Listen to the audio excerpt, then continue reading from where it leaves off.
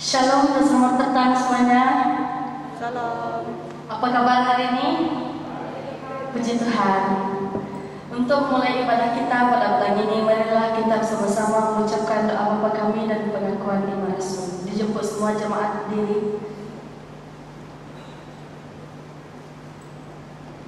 Bapa kami yang di syurga, dikuduskanlah nama-Mu, datanglah kerajaan-Mu, jadilah kehendak-Mu di bumi seperti di syurga. Berikanlah kami pada hari ini makanan kami yang secukupnya, dan ampunilah akan kesalahan kami, seperti kami juga mengampuni orang yang bersalah kepada kami. Dan janganlah membawa kami ke dalam percobaan, tetapi lepaskanlah kami daripada yang jahat, karena Engkaulah yang mempunyai kerajaan dan kuasa dan kemuliaan sampai selama-lamanya. Amin. Aku percaya kepada Allah Bapa yang Maha Kuasa, Kali langit dan bumi, dan aku percaya kepada Yesus Kristus, Anak-Nya Tuhan, Tuhan kita yang dikandung daripada Roh Kudus, lahir dari anak darah Maria, yang menderita di bawah pemerintahan Pontius Pilatus, disalibkan, mati, dikuburkan, turun ke dalam kerajaan maut, pada hari yang ketiga bangkit pula dari antara orang yang mati, naik ke syurga, duduk di sebelah kanan Allah, Bapa yang Maha Kuasa, dan akan datang dari sana untuk menghakimi orang hidup dan yang mati.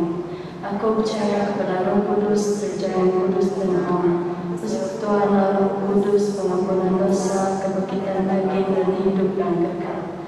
Amin. Sudah siap untuk memuji dan menyembah Tuhan kita?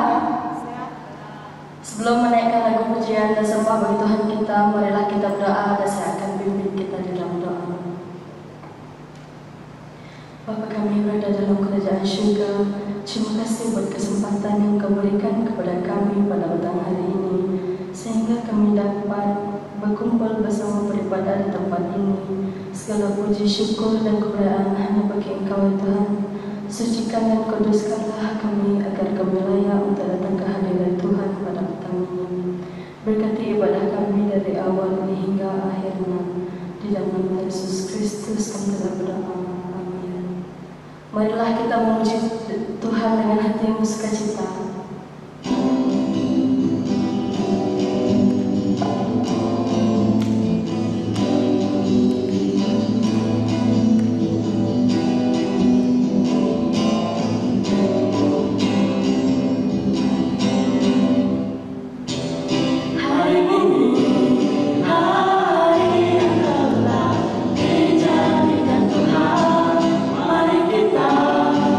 Surga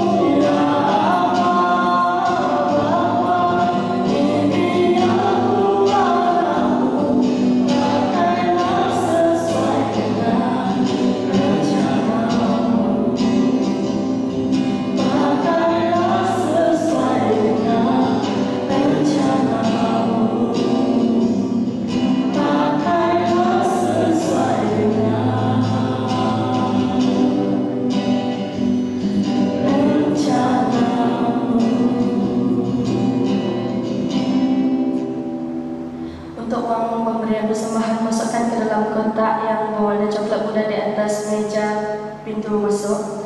Sebelum itu, marilah kita berdoa dan saya akan pimpin kita dalam doa. Bapa Syurgawi, terima kasih atas berkat yang Kau telah limpahkan dalam hidup kami.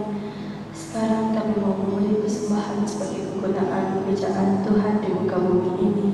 Berkatilah setiap tangan yang memberi dan berkati majikan kami. Hanya di dalam nama Yesus Kristus kuhilah berdoa. Untuk pemberian persembahan, marilah kita menyanyikan lagu Bapa yang kekal. Kasih yang sempurna telah ku cuma darimu, bukan karena kebaikanku,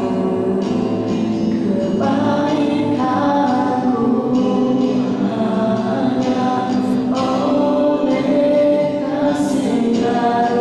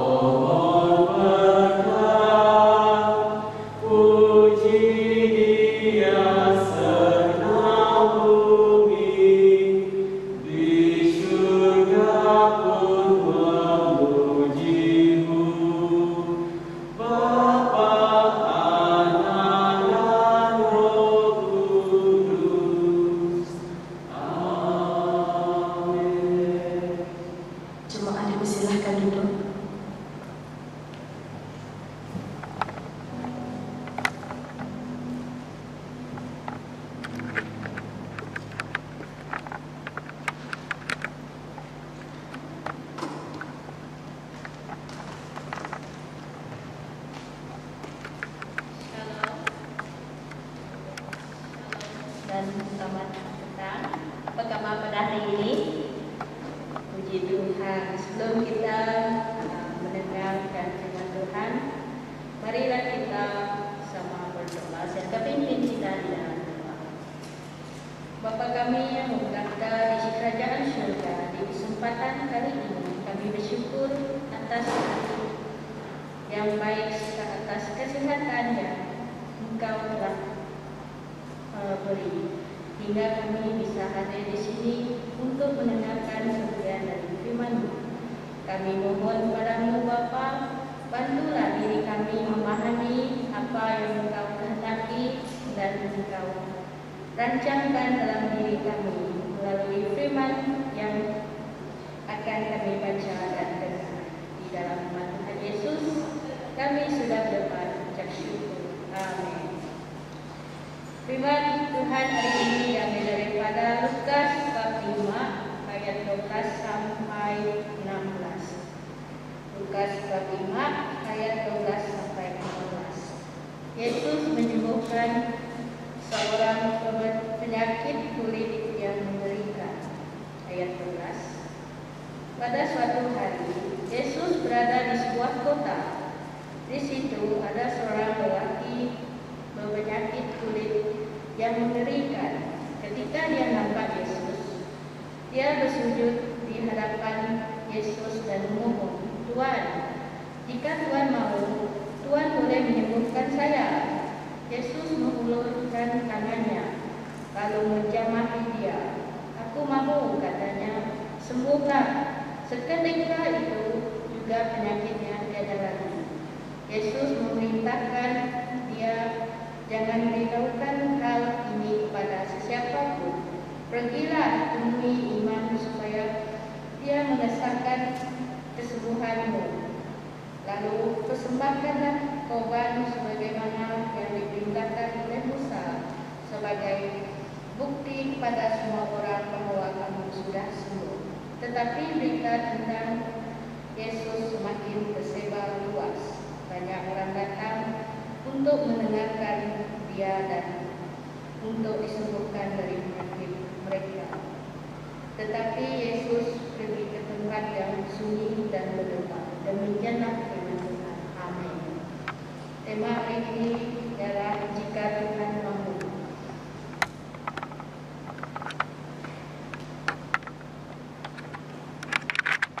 Shalom. Mari kita berdoa.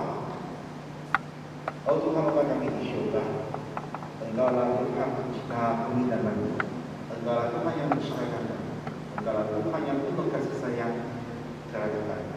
Semoga pada petang ini melalui kisah yang dicatatkan oleh Dr. Lukas, kita boleh lebih mengerti, memahami hati Engkau dan lebih mendekati dengan Engkau. Dalam nama Yesus Kristus kami berdoa. Amin. Terdapat sebuah kampung yang lama tidak berhujan berulang-ulang. Jadi tanaman mereka hampir mati. Oleh itu, pendeta pada kampung tersebut memanggil penduduk datang bersama di gereja untuk mengadakan perhimpunan doa untuk menyeru kepada Tuhan untuk mengaruniakan air hujan kepada mereka. Jadi pada hari itu penduduk kampung semua datang ke gereja. Dan mereka waktu mereka berkumpul, pendeta memanggil kepada semua jemaat, terlihat kepada seorang anak perempuan.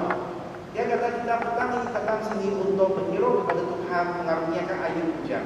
Tapi di dalam semua jemaat, hanya anak perempuan ini saja yang bawa payung.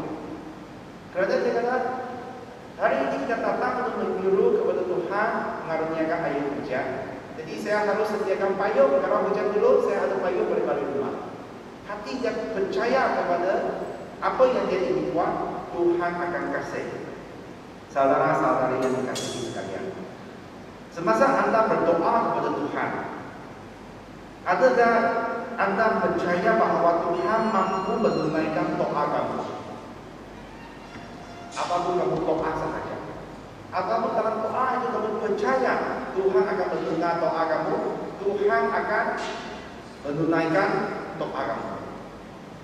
Dalam Lukas bab 5 ayat 12 hingga ayat 16, di sini tercatatlah seorang pesakit kusta yang mempunyai keyakinan yang sangat besar bahawa Tuhan Yesus mempunyai kebolehan untuk menyembuhkan kesakitan dia.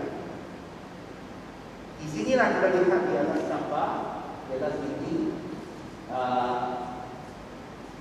Ini adalah satu video kisah Yesus.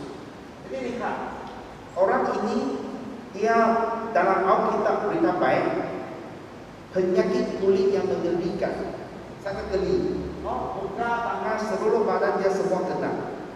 Tapi apabila dia datang kepada Yesus, dia percayai Yesus dapat menyembuhkan dia. Jadi kita lihat pada ayat 12. Ayat 12.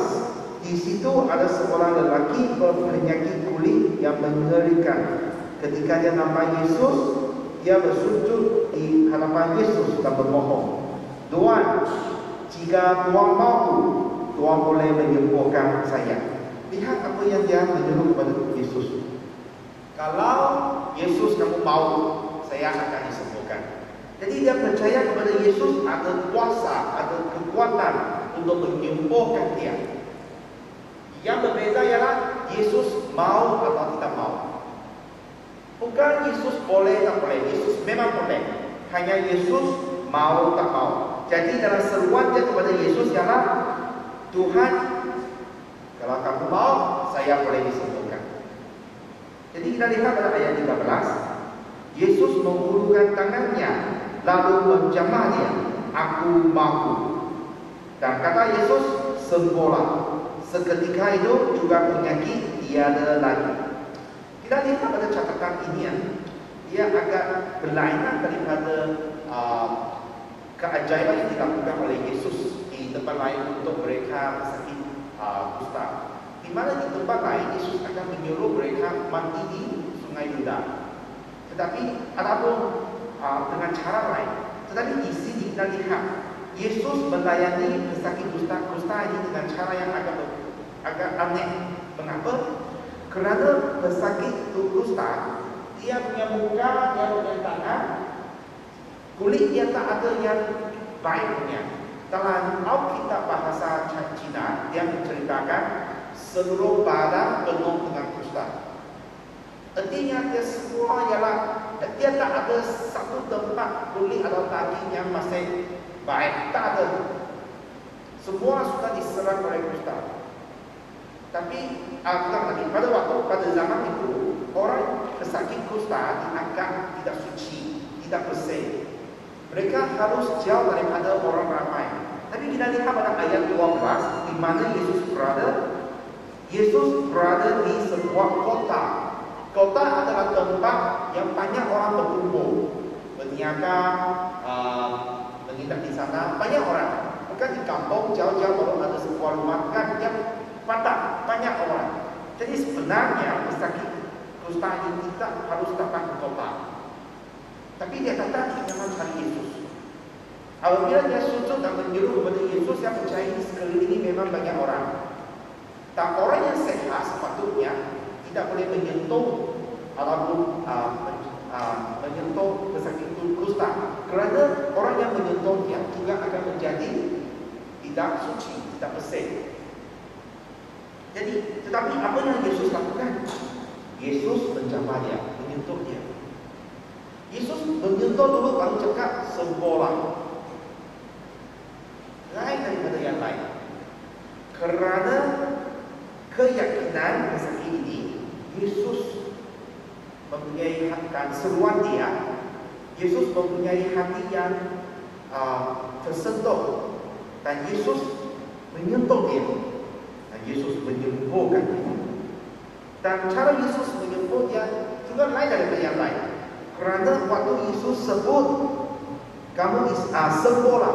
Lihat pada ayat 13, apabila Yesus sebut sembuhlah, seketika itu, dan waktu Yesus sebut juga penyakitnya tiada lagi. Artinya dalam sekelip mata ataupun pada serta-merta kulit itu sembuh, sakit itu sembuh. Keajaiban ini masih berlaku ini. Ada banyak orang mengalami kesakitannya sembuh, penyakit mereka sembuh tiba-tiba. Ada seorang pastor, saya ada peluang naik kapal terbang dan duduk di sebelah dia. Dan saya mengambil gerak terhadap kesehatan dia. Saya tanya, macam mana kesehatan pastor? Kerana sebelum ini dia punya saluran darah dalam jantung, ada 4, 2 masuk, 2 keluar. 3 dia tersumbat. Sebenarnya 4 tersumbat lah. Tapi ada 3 yang mesti buat operasi. Simpan spring, kasih besarkan supaya darah boleh mengalir. Jadi dalam operasi pertama dia simpan 2 spring untuk 2 saluran darah dan 1 lagi belum simpan. Kerana pakar doktor takut begitu banyak disimpan, nanti dia tidak tahan. Nanti operasi berjaya tapi orang mati kerana orang tidak tahan. Jadi 2 saluran darah disimpan supaya saluran darah yang sumbat itu dibesarkan, dikembangkan dan aliran darah boleh menjadi lancar. Dia kata keajaiban Tuhan. Kerana apabila dia balik untuk membuat rawatan seterusnya, lihat bila mau buat pembedahan lagi, buat operasi lagi, dia didapati di tempat dia sumpah bertumbuhlah satu saluran darah yang baru, bypass tempat yang sumpah itu. Jadi bekalan darah Perkara darah pipe dia macam mana kata? Dia melalui saluran darah yang baru, dia boleh mengalir dengan lancar. Tak payah melalui tempat yang sumpah. Ini bukan kali pertama saya mendengar keajaiban ini, tapi yang berlaku kepada orang di tepi saya. Dan pada awal tahun ini seorang pastor lagi, dia adalah pastor yang sudah besar, tua. Jadi dia pergi jumpa pakar di hospital sakit jantung Samarkand. Saya bawa dia pergi. Dan lepas itu saya tanya, pastor macam mana? Bila mau operasi, dia beritahu saya, selepas pemeriksaan, doktor cakap terlalu serius, tak boleh buat operasi. Takut saya tidak tahan. Jadi saya kata, jangan rasa sakit, susah saya rasa. Saya kata, percaya kepada Tuhan ada bimbingan Tuhan yang istimewa. Kita ambil ubat dan jangan terlalu letih. Jangan terlalu letih. Jaga baik-baik. Ini berapa bulan lepas, dia datang lagi untuk membuat pemeriksaan. Saya tanya kepada dia, macam mana situasi sekarang? Dia kata, doktor kata, ada pemulihan, tak payah buat operasi lagi. Lihat, dari awal-awal perlu buat operasi, tetapi tidak apa-apa. Sampai sekarang, tidak perlu operasi. Jadi, ini menunjukkan Tuhan ada kemampuan, Tuhan ada kebolehan, tetapi dia bergantung kepada Tuhan mau atau tidak mau. Jadi kita lihat dalam Wahyu macam mana Tuhan menceritakan dia diri sendiri kepada kita. Wahyu bab 1 ayat 8. Wahyu bab 1 ayat 8.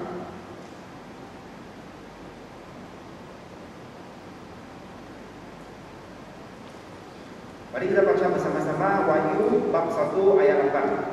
Akulah yang pertama dan yang terakhir, firman Tuhan, Allah yang Maha Kuasa, yang ada, yang sudah ada, dan yang akan datang.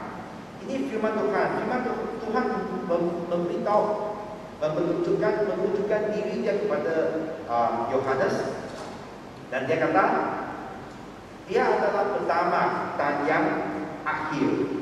Dalam bahasa Greek, kerana Wahyu ditulis dalam bahasa Greek, yang pertama dia adalah Alpha. I'm Alpha, I'm Omega. Alpha adalah huruf pertama dalam bahasa Greek. Omega adalah huruf terakhir di dalam bahasa Greek. Seperti huruf A dalam bahasa Inggris. Dan huruf G ataupun Z di dalam bahasa Inggris. Saya adalah pertama, saya adalah terakhir.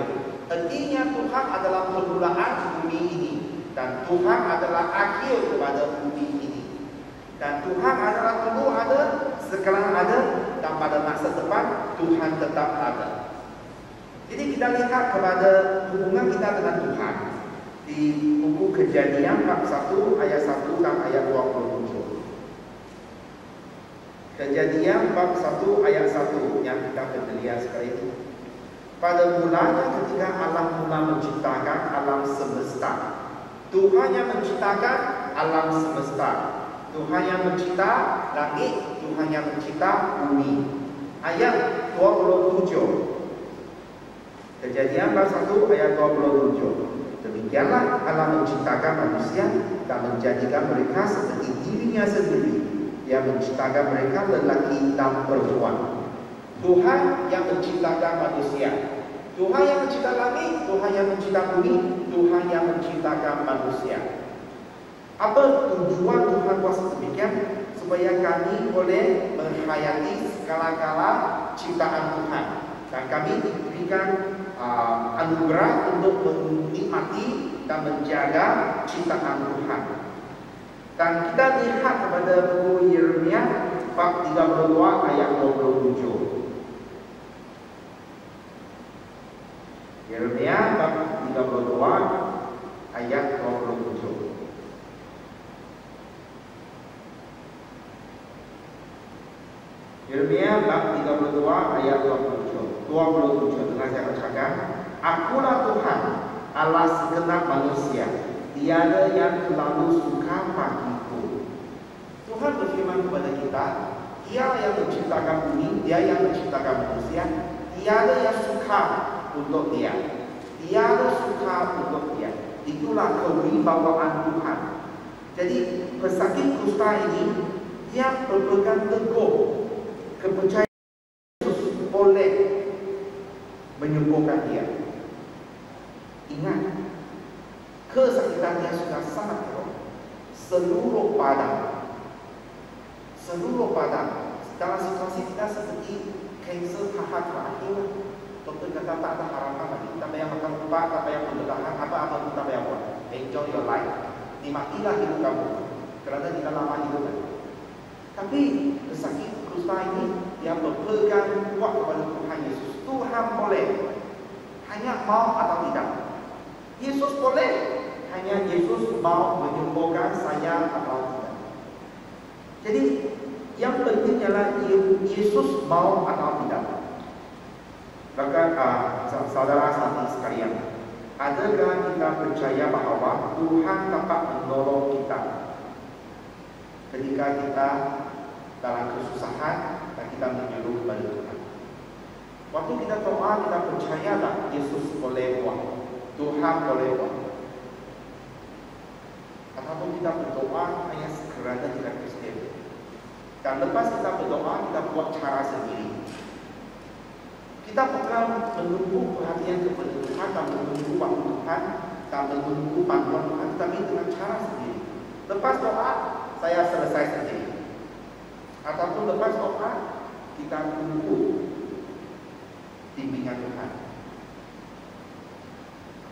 Tuhan yang Maha Kuasa bukan hanya Tuhan yang menyelamatkan tubuh badan kita dan menyelamatkan kita daripada kesusahan di sekarang, tetapi Tuhan juga menyediakan kehidupan yang kekal, bukan untuk sekarang sahaja, tetapi untuk masa depan. Tuhan mengasihi kami dan memberikan kita semua perkara, termasuk kehidupan kekal. Dia cukup sayang pada kami, Dia cukup kasih pada kami, mengaruniakan semua kepada kita, sampai kehidupan kekal untuk selama-lamanya pun Tuhan sediakan. Kerana rancangan Tuhan adalah rancangan untuk kemakmuran demi kebaikan kita. Mari kita buka balik kepada Yeremia bab 29 ayat 11. Buku Yeremia bab 29 ayat 11. Tuhan berfirman, Aku sendiri tahu akan rancanganku untuk kamu. Rancangan itu bukan untuk mencelakakan kamu, tetapi untuk kemakmuran kamu dan untuk memberikan masa depan yang kamu harapkan. Rancangan Tuhan untuk kita adalah untuk kemakmuran kita, untuk harapan kita, bukan untuk kesusahan kita. Pesakit kusta ini di dalam mata orang Yahudi, orang Israel, dia seperti najis. Ada penerjemahan Alkitab menerjemahkan pesakit kusta itu najis. Tak ada orang suka najis, hanya pokok apabila dia dibuat banyak. Tetapi Tuhan Yesus membulukan tangannya dan menjamahnya dan menyembuhkannya. Mengapa Yesus buat demikian? Kerana Yesus mengasihi. Sebelum saya ada anak, saya sangat susah fikir saya mau bersihkan najis untuk anak saya. Saya beritahu isteri, ini kerja kamu. Kerja isteri, ini kerja kamu. Tapi waktu anak saya dilahirkan, penuh kasih sayang terhadap anak perempuan saya tidak kisah. Hati yang dulu saya fikir itu sangat kotor, saya tak mau kuat. Tetapi waktu anak saya dilahirkan, kerana kasih yang begitu besar, saya tak kisah. Saya tak rasa itu susah. Saya lakukan dia dengan penuh kasih sayang. Saya yang mandikan anak saya yang cuci lambing dia, saya yang bikin susu untuk dia, saya yang bawa dia pergi ke rumah penjaga dia. Dia. Saudara-saudara sekalian, Yesus begitu sayang akan pesakit kusta, kerana dia memahami hati Yesus dan dia menyeru kepada Yesus. Jadi Yesus menjawab doanya. Kita lihat kepada Yeremia bab 29 ayat 12. Ayat yang berikutnya daripada ayat 11, kita lihat apa yang Tuhan firmankan. Barulah kamu akan berseru kepadaku, kamu akan datang untuk berdoa kepadaku, dan aku akan menjawab doa kamu. Waktu kita memahami semua rencana Tuhan adalah untuk kebaikan kita, walaupun kita tidak faham, tetapi kita percaya rancangan Tuhan tetap baik untuk kita. Kita percaya, kita ikut, kita berseru, kita berdoa, Tuhan akan menjawab doa kita. Besar itu sekarang. Dia macam tak ada harapan, tapi dia tahu harapan dia ada di Yesus. Dia tahu Yesus boleh, hanya Yesus mau atau tidak. Yesus rasa, wah, orang ini betul-betul memahami hati saya. Yesus betul kasih saya menyembuhkan dia. Yeremia bab 29 ayat 13. Kamu akan mencari aku dan kamu akan menemui aku, kerana kamu mencari aku dengan sepenuh hati. Adakah kita mencari Tuhan dengan sepenuh hati seperti pesakit kusta ini? Lihat, dia tak boleh datang ke antara orang ramai. Dia tak patut masuk ke kota. Kalau dia masuk, dia harus sembunyi. Tapi tidak. Dia mau dekat dengan Yesus. Dia mau mencarikan Yesus. Dia mau menyeru kepada Yesus. Dia tak kisah kehadiran dia diketahui oleh orang ramai. Dia tak kisah. Dia mencari Yesus dengan segenap hati. Dan dia menyeru kepada Yesus. Dan Yesus menjawab doanya. Berharaplah kepada Allah yang mengurniakan segala sesuatu dengan berlimpah-limpah untuk kita menikmati. Mari kita lihat kepada buku Timotius 1 bab 6 ayat 17. Buku Timotius 1 bab 6 ayat 17.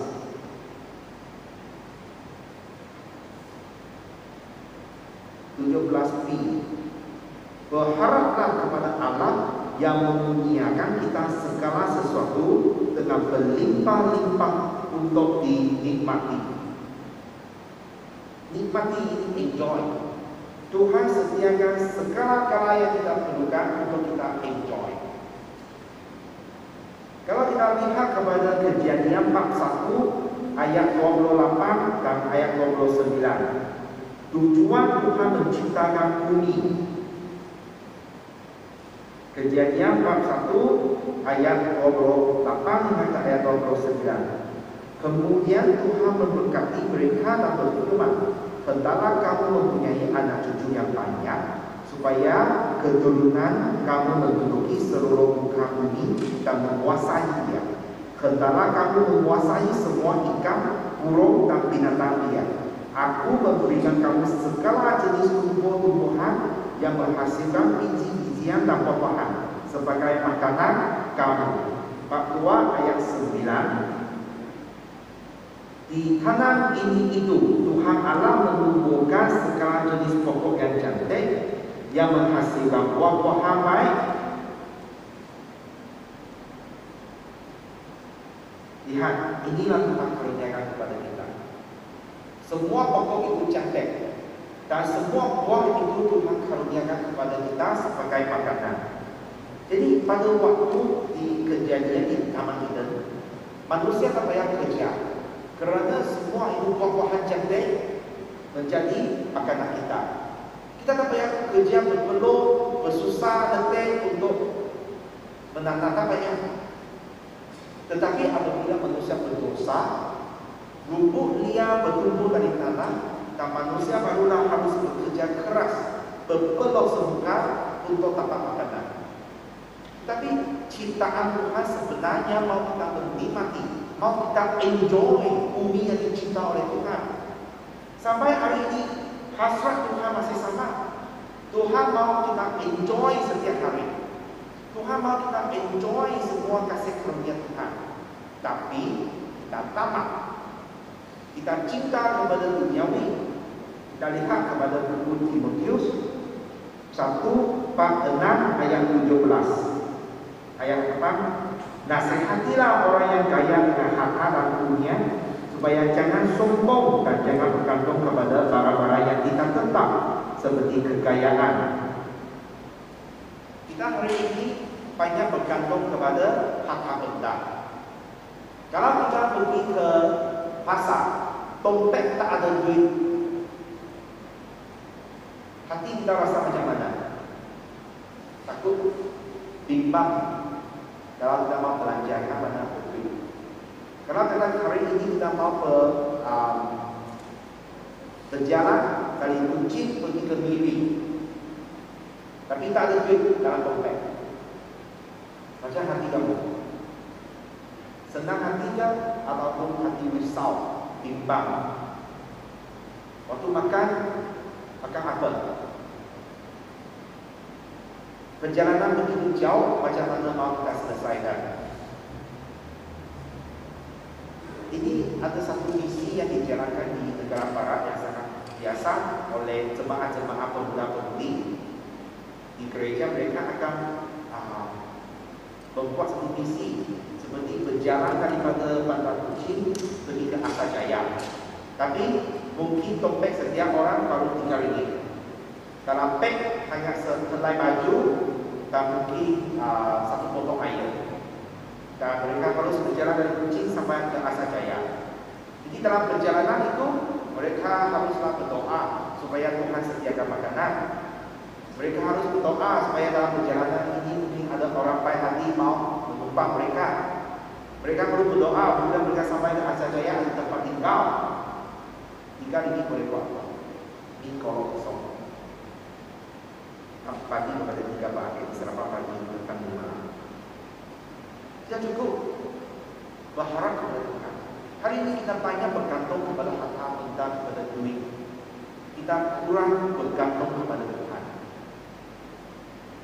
Tuhan mengasihi kami sehingga mereka yang percaya kepada Tuhan akan dapat memperolehi kehidupan kekal. Tuhan bukan sediakan dunia bumi ini untuk kita enjoy. Tuhan juga sediakan kehidupan yang kekal pada masa depan supaya kita diselamatkan selama-lamanya. Di dalam buku Yohanes pertama ayat 2 bab 2 ayat 17. Surah Yohanes yang pertama ayat bab kedua ayat 17. Dunia dan segala sesuatu di dunia yang diingini oleh manusia tidak kekal, tetapi orang yang melakukan kehendak Allah akan hidup selama-lamanya. Dunia ini tidak akan kekal. Hanya yang kita bergantung kepada Tuhan dan melakukan kehendak Tuhan akan hidup selama-lamanya. Apakah kehendak Tuhan? Percaya kepada Yesus Kristus, mengikut, mendengar dan mengikut kepada firman Tuhan. Penyembuhan pesakit kusta adalah menerima daripada kebaikan fizikal. Ibadah itu dia terima kebaikan itu. Tetapi faedah yang selama-lama ataupun kebaikan yang selama-lama ialah dia percaya kepada Yesus. Dan Yesus mengaruniakan kehidupan yang kekal. Itu barulah kebaikan yang selama-lamanya. Kita lihat apa yang Yesus minta kepada pesakit kusta ini dalam buku Lukas 45 ayat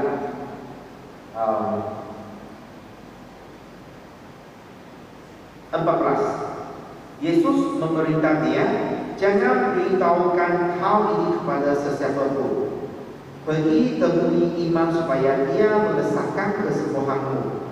Lalu persembahkanlah korban sebagai yang diperintahkan oleh Musa sebagai bukti kepada semua orang bahawa kamu sudah sembuh. Apa permintaan Yesus kepada dia? Dia jangan beritahu orang lain kamu sudah Jangan beritahu orang lain Yesus yang menyembuhkan kamu. Tetapi apa yang dia lakukan? Kisah yang sama juga dicatatkan dalam buku Markus. Jadi kita buka ke dalam buku Markus bab 1 ayat 45. Apa yang pesakit kusta ini lakukan? Tetapi orang itu pergi dan mula menyebarkan berita itu di mana-mana. Ia terus-menerus menceritakan hal itu sehingga Yesus tidak dapat masuk ke bandar secara terang-terangan. Mengapa Yesus tidak dapat masuk ke kota secara terang-terangan? Kerana apabila orang ketahui Yesus boleh menyembuhkan penyakit, mereka akan datang supaya kesakitan mereka sudah disembuhkan, kekurangan mereka boleh dipenuhi. Jadi tujuan utama Yesus datang ke kota untuk membawa Injil kehidupan kekal telah dilupakan. Lagi pun apabila orang datang beramai-ramai sesat, Yesus kita dapat kongsi Injil syurga kerajaan Tuhan. Kita dapat. Sebenarnya Tuhan minta tidak banyak daripada kita. Kita lihat ke dalam catatan perjanjian lama, perjanjian baru, nabi-nabi di perjanjian lama, murid-murid Yesus di perjanjian baru. Sebenarnya dalam sehidup mereka, Tuhan mungkin hanya minta mereka buat satu hal atau dua hal saja. Mereka pun mengalami satu atau dua keajaiban saja. Ataupun perkara yang sama, mereka ulangi. Tuhan tidak minta banyak dari kita. Tapi kita yang selalu panas hati mau buat ini untuk Tuhan, mau buat itu untuk Tuhan. Tapi adakah kita mengikuti firman Tuhan, mengikuti kehendak Tuhan? Dalam petang ini kita ketahui kita yang mempunyai yang mencari Tuhan dengan segenap hati, Tuhan akan menjawab doa. Jadi daripada pesakit kusta ini kita ketahui kita harus cari Tuhan dengan sehati. Kita harus memahami hati Tuhan. Tuhan akan jawab doa kita. Dan Tuhan akan membimbing kita menghayati, menikmati segala kebaikan yang Tuhan karuniakan kepada kita pada masa kini dan masa hadapan selama-lamanya. Jadi pada petang ini melalui kisah pesakit kusta ini kita pelajari dua pelajaran yang sangat penting. Boleh lihat? Kita baca? Boleh. Mari kita baca bersama-sama. Bukan sama ada Tuhan boleh atau tidak boleh, tetapi ada kan Tuhan mau atau tidak mau. Tuhan mengasihi kami dan memilih kita semua perkara termasuk kehidupan kekal. Tuhan mau dalam rencana Tuhan mau kasih yang terbaik kepada kita. Kita harus menunggu dan menerima. Percaya kepada Tuhan, Dia kasih yang terbaik kepada kita.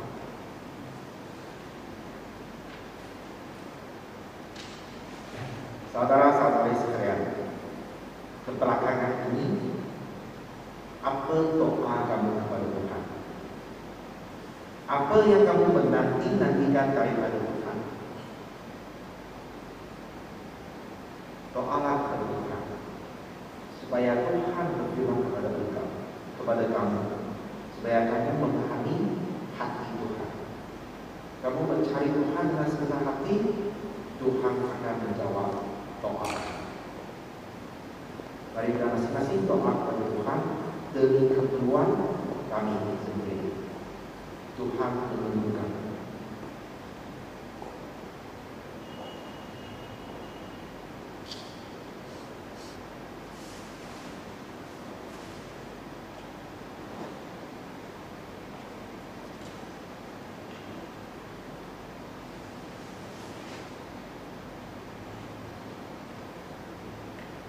Oh Tuhan, Engkau Bapa kami yang mengerti segala pikiran kami. Kadang-kadang kita sendiri kita tahu apa yang kita pikirkan, apa yang kita mau. Tetapi dalam rencana Engkau yang terbaik, yang paling sesuai sudah Engkau sediakan untuk kami. Ampunlah kami selalu tambah akan duniawi. Kami selalu mau ikut dunia ini lebih daripada ikut Engkau. Ampunlah dosa kami. Karena hati kami sebenarnya kami mau mengikuti rencana Engkau. Karena kita tahu Engkau akan sediakan yang terbaik untuk kita. Persediaan Engkau, rancangan Engkau adalah paling sesuai dengan kami. Oh Tuhan, kami mau mencari Engkau dengan segala hati dan segala jiwa. Semoga Roh Kudus datang membimbing perjalanan kami dan mendorong kami waktu kami tidak sabar, waktu kami tidak tahan. Semoga Roh Kudus menghiburkan hati kami dan menenangkan hati kami. Terus menunggu kepada Tuhan, terus menunggu kepada bimbingan dan rancangan Tuhan. Oh Tuhan, bimbingan kami lebih berdekatan dengan Engkau, lebih memahami Engkau. Oh Tuhan, bimbingan kami lebih dekat dengan Engkau. Dalam nama Yesus Kristus kami berdoa. Amin.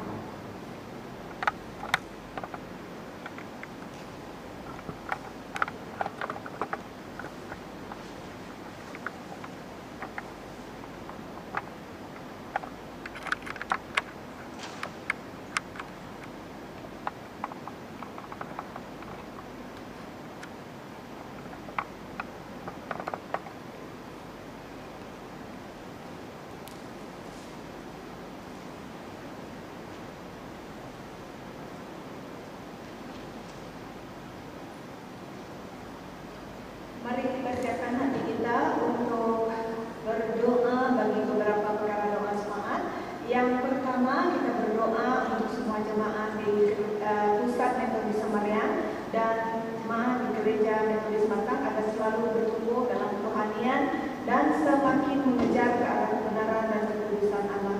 Juga mereka sudi untuk menyerahkan diri kepada Tuhan dengan sepenuh hati, sepenuh jiwa, sepenuh kekuatan dan sepenuh pikiran, serta melaksanakan panggilan Allah, yaitu rajin memuji di ladangnya.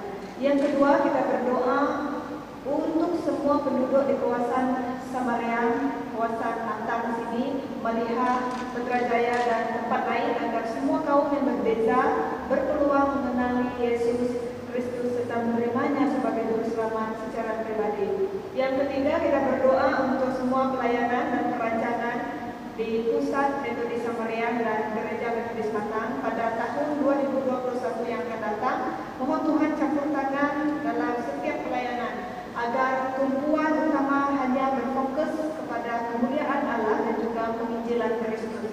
Dan keempat, berdoa untuk negeri Sarawak dan negeri-negeri yang lain agar Tuhan yang berkuasa atas segala urusan kerajaan membangkitkan pemimpin yang takut kepada Tuhan, menjalankan tanggung jawab mereka masing-masing dengan penuh keadilan dan kasih.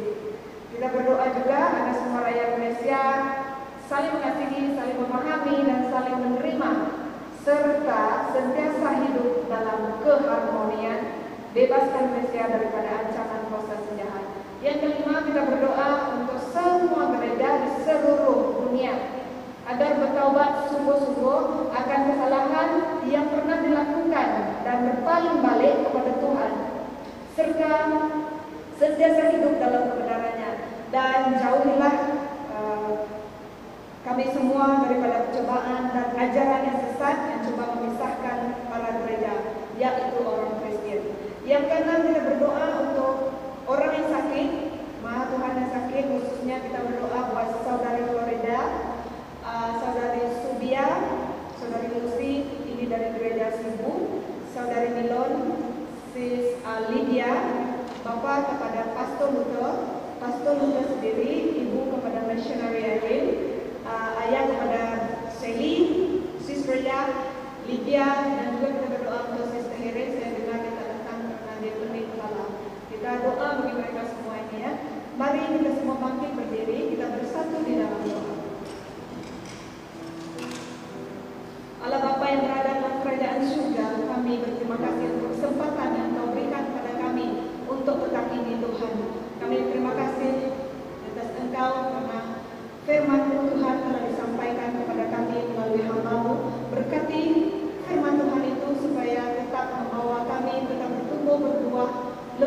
dalam Engkau Tuhan, dan kami berdoa Engkau memberkati hamba Tuhan dan menyampaikan firman. Bapa, pada saat ini kami mau mengajukan beberapa perkara doa syafaat Tuhan. Kami tahu bahwa Engkau terlebih dahulu mengetahui perkara doa yang ingin kami sampaikan. Kami siapkan hati kami Tuhan untuk berdoa kepada Engkau. Bapa di surga, pada saat ini kami mau berdoa untuk semua jemaah di pusat Metodis Sanariang dan jemaah di gereja Metodis Batang yang ada datang pada petang hari ini dan tidak ada datang. Kami terus berdoa Tuhan agar Tuhan terus memberkati kehidupan mereka, lebih lagi Tuhan kehidupan mereka secara rohani. Bapa di surga, walaupun mereka tidak datang ke sini dan kami juga tidak tahu apa masalah mereka Bapa, dan sekarang masih dalam pemulihan wabak corona ini, kami percaya mereka juga mau menjaga kesehatan mereka Tuhan. Oleh itu Bapa, kami berdoa dimanapun mereka berada pada saat ini, Kau tetap memberkati mereka Tuhan, agar mereka juga tidak jatuh dalam pengaruh mereka, dalam iman mereka Tuhan, tetapi biar mereka tetap teguh di dalam iman mereka dan sentiasa mengejar ke arah kebenaran dan kekudusan Engkau. Bapa, kami juga menyerahkan diri kepada Tuhan dengan sepenuh hati, sepenuh jiwa kami Tuhan, sepenuh kekuatan dan sepenuh pikiran untuk melaksanakan panggilan Engkau di muka bumi ini. Kami mohon penyertaan Engkau dalam melayani di tempat ini Tuhan. Bapa, kami juga mau berdoa untuk semua penduduk di kawasan Sanariang, Batang, Melihat, Petrajaya dan tempat yang lain, agar semua kaum Tuhan yang berbeza dapat berpeluang untuk mengenali Yesus Kristus dan menerima Yesus sebagai juru selamat pribadi mereka, agar mereka juga Tuhan memiliki kehidupan yang kekal. Bapa, kami juga berdoa untuk semua pelayanan dan perancangan di pusat Metodis Sanariang dan gereja Metodis Batang pada tahun 2021 yang akan datang. Kami mohon Tuhan tetap campur tangan dalam setiap pelayanan, agar tumpuan utama hanya berfokus pada kemuliaan Engkau dan juga penginjilan Kristus. Kami percaya Tuhan, jika semua yang kami rencanakan itu adalah berdasarkan kehendak Tuhan, pasti Tuhan dapat melakukannya. Bapa, kami juga berdoa untuk negeri Sarawak dan negeri-negeri yang lain, agar Tuhan yang berkuasa atas segala urusan untuk membentuk negeri kami ini Tuhan. Karena kami percaya dengan campur tangan Tuhan, Tuhan pasti dapat memulihkan negara kami dari berbagai-bagai masalah, terutamanya masalah dalam politik Tuhan. Engkau bangkitkanlah kerajaan, pemimpin yang takut kepada Engkau, supaya mereka dapat menjalankan tanggung jawab mereka masing-masing dengan penuh keadilan dan kasih. Kami juga berdoa untuk semua rakyat Malaysia agar saling mengasihi, saling memahami, dan saling menerima serta sentiasa hidup dalam keharmonian. Bebaskanlah semua kami dan bebaskanlah negara kami dari segala ancaman yang berbahaya, yaitu ancaman sejahat Tuhan. Kami juga mau berdoa untuk semua gereja di seluruh dunia, agar jiwa-jiwa Tuhan bertaubat sungguh-sungguh akan kesalahan yang pernah dilakukan dan berpaling balik Tuhan kepada Engkau, serta sentiasa hidup dalam kebenaran. Jauhilah kami semua dari pencobaan dan ajaran yang sesat yang boleh membawa kami ke alam maut Tuhan. Kami berdoa agar Engkau tetap memimpin kami dan memberi kami iman yang teguh, pengharapan yang teguh di dalam Engkau. Biarlah Tuhan kami rajin membaca firman-Mu, rajin mendengar perkongsian Tuhan, dan berdoa kepada Engkau untuk memahami kehendak Engkau dalam kehidupan kami. Bapa, kami juga mau berdoa bagi mereka yang sakit tubuh. Kami menyerahkan saudari Florida, Sis Subia, Sis Lucy, Sis Nylon, Sis Lydia, Bapak kepada Pastor Luso, Ibu Bapak Shelly, Sis Royali, menyerahkan semua mereka ini ke dalam tangan Engkau yang Maha Kuasa. Segala sakit penyakit yang ada di tubuh mereka Tuhan, Engkau jamah. Kami percaya Engkau bila Engkau hendak melakukannya, Engkau pasti akan dapat melakukannya Tuhan.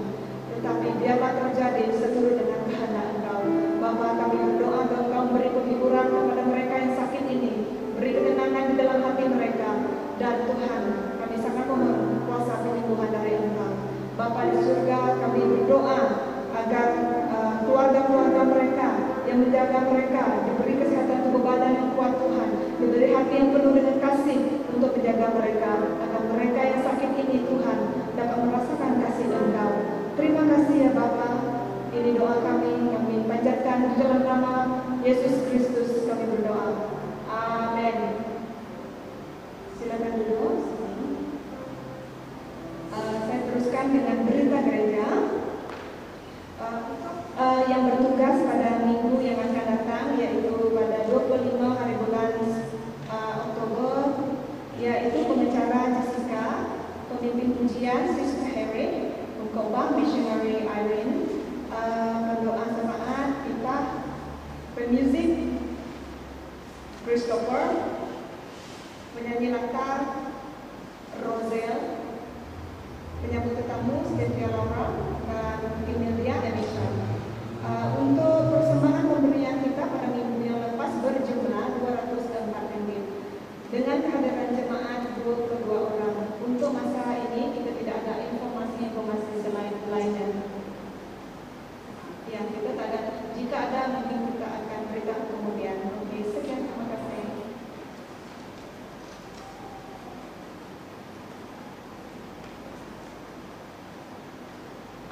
Mari kita panggil berdiri untuk menerima pemberkatan dari Tuhan.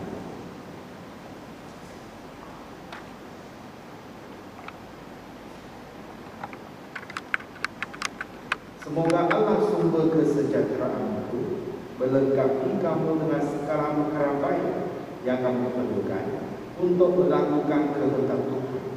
Semoga dalam perantaraan Yesus Kristus Allah melakukan apa yang dikehendakinya dalam hidup kita. Hendaklah Kristus dimuliakan selama-lamanya. Semoga Allah memberkati kamu semua. Amin. Amin. Amin.